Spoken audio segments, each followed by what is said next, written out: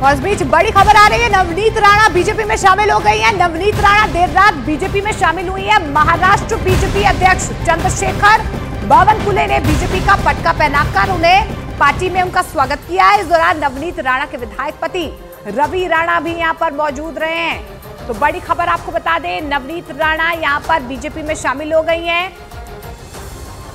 जानकारी मिल पा रही है कि देर शाम जो है उन्होंने बीजेपी का दामन थामा है। अमरावती से फिलहाल वो निर्दलीय विधायक है और अब जो है उन्होंने बीजेपी का दामन थाम लिया है। वही नवनीत राणा ने प्रधानमंत्री नरेंद्र मोदी की जमकर तारीफ की है। उन्होंने कहा कि प्रधानमंत्री नरेंद्र मोदी जमीनी स्तर पर काम करने वालों का समर्थन करते हैं और मैं पूरे समर्पण के साथ काम करूंगी और सभी को अपना परिवार बनाकर काम करूंगी। आज जो टिकट घोषणा सीधी हुई है उसके लिए मैं देश के प्राइम मिनिस्टर नरेंद्र मोदी जी का, अमित शाह जी का स्पेशली और पूरे देश के जो भाजपा के हमारे अध्यक्ष हैं नड्डा साहब का और हमारे देवेंद्र फडणवीस जी का और राज्य के जो प्रदेश अध्यक्ष हैं बावनकुले साहब का दिल से धन्यवाद करूंगी। और जितने भी युति में मैं एक ही बता सकती हूं कि बीजेपी में आज से मैं एक सामान्य कार्यकर्ता रहकर मैं मेरे क्षेत्र के लिए, महाराष्ट्र के लिए, देश के लिए जो भी करते आएगा मैं उसमें 100% उतर कर डेडिकेटेड भाजपा की कार्यकर्ता बनकर इस क्षेत्र में आगे काम करूंगी। वही नवनीत राणा के बीजेपी में शामिल होने पर महाराष्ट्र के बीजेपी अध्यक्ष चंद्रशेखर बावनकुले ने पार्टी के मजबूत होने की बात कही। मोदी जी ने किए हुए सारे संसद में कायदे को उन्होंने मंजूरी दी और देश भर वो घूमती, जब नवनीत राणा देश भर की बात घूमते थे तब भी उन्होंने मोदी जी का विकास का जो संकल्प है वो जनता तक लेके जाने का प्रयास किया है। मुझे लगता है कि आज उनका पार्टी प्रवेश भारतीय जनता पार्टी को मजबूती देगा। हमारे पश्चिम विदर्भ में हमको एक अच्छी नेता मिली है और उनका नेतृत्व ऐसा है कि सभी लोगों को साथ में लेकर, पुराने नए लोगों को साथ में लेकर वो काम करेगी।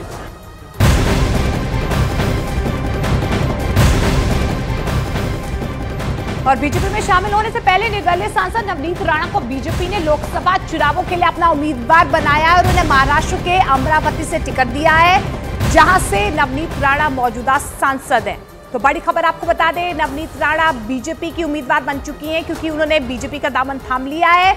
मौजूदा सांसद वो अमरावती से हैं। ये निर्दलीय चुनाव वो जीती थी, लेकिन अब बीजेपी ने उनको उम्मीदवार अपना घोषित कर दिया है।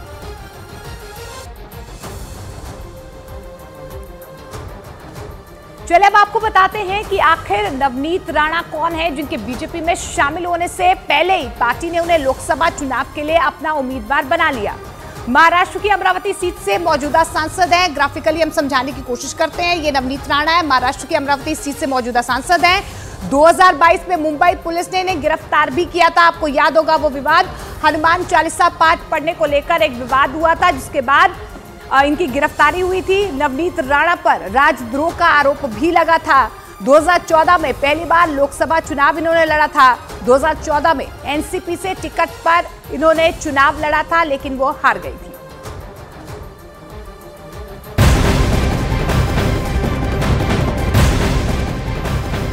और लोकसभा चुनावों के लिए बीजेपी ने 7वीं लिस्ट जारी कर दी है। इस लिस्ट में 2 उम्मीदवारों के नामों का ऐलान किया गया है, जिसमें महाराष्ट्र की अमरावती सीट से बीजेपी ने नवनीत राणा को अपना उम्मीदवार बनाया है। नवनीत राणा इसी सीट से मौजूदा सांसद भी हैं।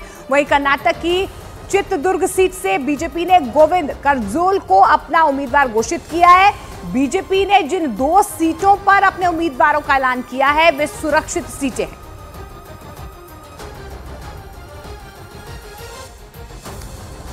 और इस बीच आपको बता दें, बीजेपी ने 13 राज्यों के लिए चुनाव प्रभारी और सह प्रभारी की लिस्ट भी जारी कर दी है। इस लिस्ट में बीजेपी ने उत्तर प्रदेश के लिए विधायक संजीव चौरसिया, रमेश विधुड़ी और संजय भाटिया को सह प्रभारी बनाया है। इस लिस्ट में बीजेपी ने सांसद डॉक्टर दिनेश शर्मा को महाराष्ट्र का चुनाव प्रभारी बनाया है। साथ ही निर्मल कुमार सुराना और जयभान सिंह पवैया को सह प्रभारी नियुक्त किया गया है। दिल्ली की जिम्मेदारी ओपी धनखड़ को सौंपी गई है, जबकि अलका गुर्जर को सह प्रभारी नियुक्त किया गया है। वहीं छत्तीसगढ़ की बात करें तो छत्तीसगढ़ के लिए विधायक नितिन नवीन को जिम्मेदारी सौंपी गई है। उत्तर प्रदेश में पहले चरण के चुनावों के लिए नामांकन के आखिरी दिन समाजवादी पार्टी में जमकर भागम भाग हुई। 2 सीटों पर तो हाल ऐसा रहा कि समाजवादी पार्टी के एक नहीं बल्कि 5 नेताओं ने नामांकन दाखिल करने पहुंच गए। रामपुर में तो समाजवादी पार्टी को और भी वजीयत झेलनी पड़ी। वहां रामपुर सीट से समाजवादी पार्टी के 3 नेताओं ने नामांकन भर दिया। सुबह खबर आई कि इस सीट से समाजवादी पार्टी ने मौलाना मोहिबुल्लाह नदवी को उम्मीदवार बनाया। उन्होंने नामांकन भी दाखिल कर दिया। लेकिन शाम होते होते समाजवादी पार्टी के 2 और नेताओं ने रामपुर से नामांकन दाखिल कर दिया। आजम खान के करीबी अब्दुल सलाम तो दौड़ते हुए नामांकन दाखिल करने पहुंच गए, क्योंकि वो आखिरी वक्त पर गए और हांफते हुए कलेक्टर के दफ्तर में दाखिल हुए। इससे पहले आजम के एक और करीबी आसिम रजा ने भी पर्चा भरा। यानी रामपुर में समाजवादी पार्टी के 3 नेताओं ने नामांकन दाखिल कर दिया, जबकि समाजवादी पार्टी ने मौलाना मोहिबुल्लाह नदवी के नाम का औपचारिक ऐलान किया था। और इसी वजह से रामपुर में सियासी पारा चढ़ गया, क्योंकि खबर है कि जेल में बंद आजम खान रामपुर में अपने करीबी को चुनाव लड़वाना चाहते हैं। और ये फैसला उन्होंने इसलिए लिया क्योंकि अखिलेश ने उनकी बात नहीं मानी थी। सूत्रों ने बताया कि आजम चाहते थे कि अखिलेश रामपुर से चुनाव लड़े, लेकिन ऐसा नहीं हुआ। और इसी के बाद रामपुर में खींचतान शुरू हो गई और उत्तर प्रदेश की इस हॉट सीट पर समाजवादी पार्टी के नेता नामांकन के लिए दौड़ लगाते दिखे थे। रामपुर में आजम खान का दबदबा माना जाता है। इससे पहले उत्तर प्रदेश के रामपुर में नवाब खानदान के लोगों की तूती बोलती थी, लेकिन आजम खान का नवाब खानदान से हमेशा 36 का आंकड़ा रहा। उन्होंने जब राजनीति की शुरुआत की थी तब रामपुर की सियासत में नवाब खानदान का दबदबा था, लेकिन आजम खान ने नवाब खानदान के दबदबे वाले रामपुर में अपनी अलग पहचान बनाई। या यूं कहें कि आजम खान रामपुर में नवाब खानदान का विकल्प बन गए और धीरे धीरे रामपुर में नवाब खानदान की सियासत का अंत हो गया, क्योंकि आजम खान रामपुर के आम लोगों की आवाज बन गए थे। और इसमें उनका सुन्नी समुदाय से होना बड़ी वजह बन गया था, क्योंकि रामपुर का नवाब खानदान शिया समुदाय का था और रामपुर में रहने वाले आम लोगों में सुन्नी समुदाय के लोग ज्यादा थे।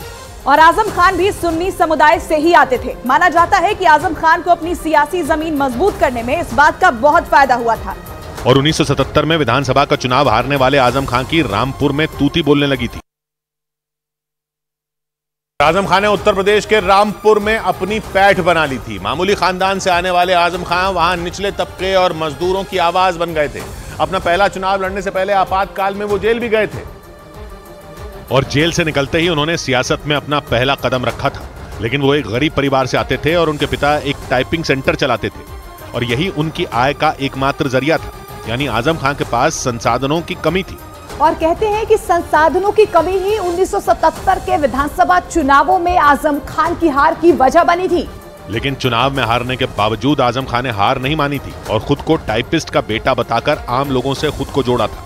तब के पत्रकार बताते हैं कि आजम खान ने पत्रकार और शायर मौलाना मोहम्मद अली जौहर को अपना गुरु बनाया था। मौलाना मोहम्मद अली जौहर अंग्रेजों का विरोध करते थे, क्योंकि आजादी से पहले रामपुर का नवाब खानदान अंग्रेजों का करीबी माना जाता था। रामपुर के नवाब यूसुफ अली ने तो 1857 की क्रांति में अंग्रेजों का साथ भी दिया था।